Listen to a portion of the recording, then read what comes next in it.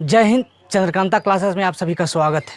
और आज हम एक विशेष टॉपिक पे बात करने वाले हैं, अर्थात इंट्रोडक्शन ऑफ ज्योमेट्री, ज्यामिति का परिचय, ज्यामिति का पूर्ण विश्लेषण, जिसके अंतर्गत ज्यामिति के शुरुआती बिंदु से लेकर अंत बिंदु के निचोड़ तक आपके साथ वर्णन करेंगे।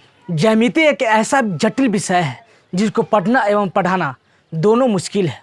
कुछ खास टीचर होंगे जो ज्यामिति का पूर्ण विश्लेषण करते होंगे और बच्चों को समझा पाते होंगे, लेकिन जहाँ तक हम सोचते हैं कि ज्यामिति को पढ़ना एवं पढ़ाना दोनों आसान है। बहुत से बच्चे के मन में ये सवाल होता है कि ज्यामिति कहाँ से शुरुआत करें। सर, मुझे ज्यामिति समझ में नहीं आती है, ज्यामिति में हमें क्या पढ़ना जरूरी है, क्या क्या पढ़ें। बहुत से सारे सवाल हैं जो बच्चों के मन में खटकते रहता है।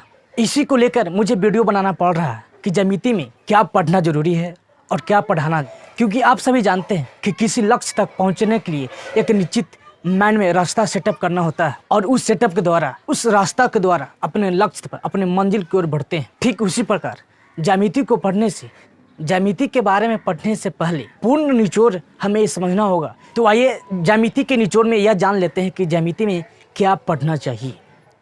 वीडियो थोड़ा लंबा हो सकता है। जो बच्चे ज्यामिति के ज्ञान से शून्य हैं वह वीडियो में बने रहेंगे, और जिनको लगता है कि मेरे लिए ज़रूरत नहीं है तो वीडियो छोड़ के जा भी सकते हैं। सबसे पहले ज्यामिति के पूर्ण विश्लेषण में हमें निम्नलिखित चीज़ पढ़नी चाहिए, जैसे ज्यामिति क्या है, ज्यामिति की परिभाषा क्या होनी चाहिए, ज्यामिति का मतलब क्या होता है, ज्यामिति को रेखागणित या भूगणित क्यों कहा जाता है, ज्यामिति का पिता किसे कहा जाता है, ज्यामिति का प्रयोग सबसे पहले कौन देश किया, ज्यामिति को पढ़ना क्यों महत्वपूर्ण है, हर बच्चे को ज्यामिति क्यों पढ़ना चाहिए, ज्यामिति का उपयोग कहाँ कहाँ पर किया जाता है, ज्यामिति का ज्ञान एक पीढ़ी से दूसरे पीढ़ी तक कैसे पहुँचा। इन सभी चीज़ों का शुरुआती बिंदु तक ध्यान देने की आवश्यकता है।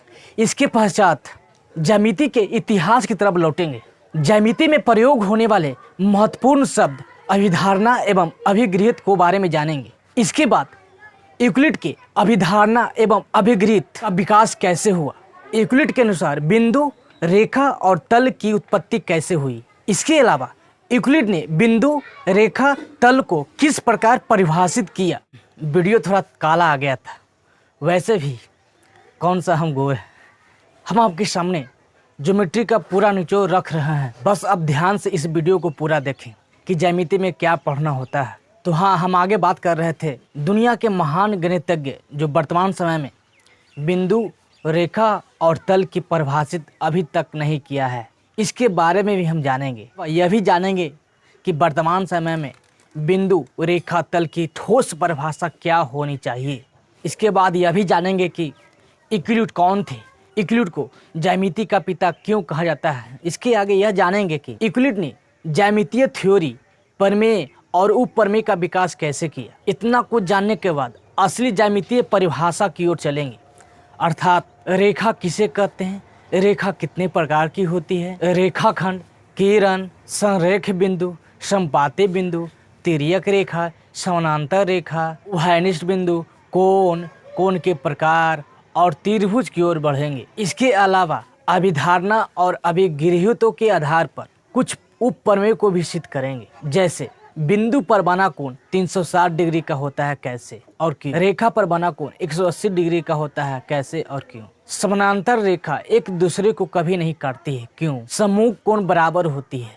ETC उपप्रमेय को हम जानेंगे। इतना जानने के बाद असली ज्यामिति की तरफ रुख करेंगे, अर्थात त्रिभुज से संबंधित सारे प्रमेय, उपप्रमेय को जानेंगे। इसके अलावा पाइथागोरस प्रमेय, थेल्स प्रमेय, सर्वांग सम, समरूप इत्यादि प्रमेय और उपप्रमेय को सत्यापित करेंगे। इतना जानने के बाद आपको लगभग ज्यामिति का 90% सवाल सॉल्व हो चुका होगा। लेकिन आपको पता है, इतनी सारी चीज़ें जानने के लिए एक वीडियो में पूरा ज्यामिति खत्म करना असंभव है। इसलिए जितने भी सारे कंसेप्ट हम बताए हैं हमारे यूट्यूब चैनल चंद्रकांता क्लासेस में पार्ट बाय पार्ट लेकर आएंगे, जिसे देखने के लिए मेरे यूट्यूब चैनल को सब्सक्राइब करना होगा। किसी भी सब्जेक्ट को पूरा कंसेप्ट के साथ डिटेल से पढ़ेंगे तो आपको अंदर से यह फील आएगा कि नहीं, हम कुछ जानते हैं, और अंदर से यह फील आएगा कि हम आत्मनिर्भर हैं। क्योंकि आत्मनिर्भर बनने के लिए नए नए टेक्नोलॉजी के साथ हाथों में स्किल और हुनर होना बहुत ज़रूरी है, तभी जाकर अपना और देश का आत्मनिर्भर बना सकते हैं।